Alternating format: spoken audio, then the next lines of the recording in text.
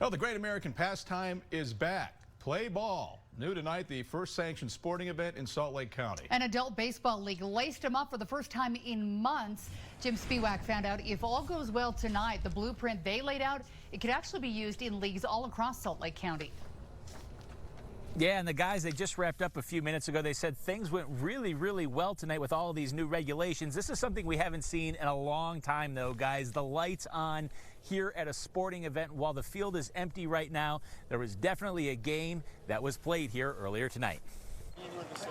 These players are taking Salt Lake County's first swing at sports in a world with coronavirus. This bag that I have with baseballs and bats has not seen the light of day for 6 months. The Utah Adult Amateur League was supposed to start back in April, yet Thursday was the first time they could get out and scrimmage.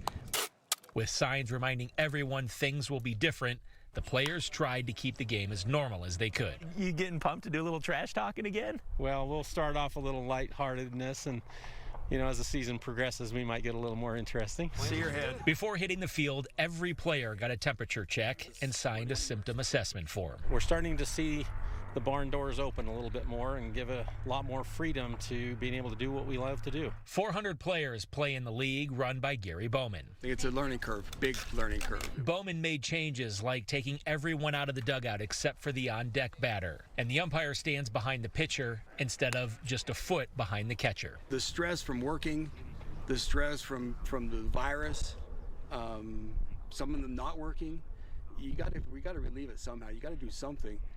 For weeks, Bowman has been working with Salt Lake County to get a permit to play tonight. So proving to the county he can play by the book is important if other leagues are to follow the playbook he is rewriting. We might see something we're missing and say, hey, let's adjust this, let's move this.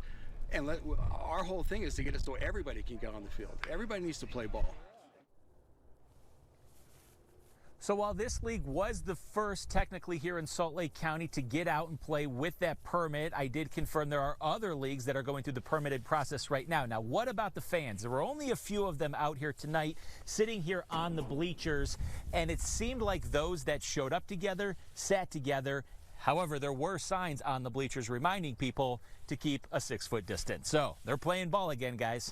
Back to you. It's a start, and it's fun to see. Yep. Thanks, Jim. We continue to monitor the latest developments as they happen during the coronavirus pandemic. We'll have more right here for you on KUTV Channel 2 News, and you can find updated information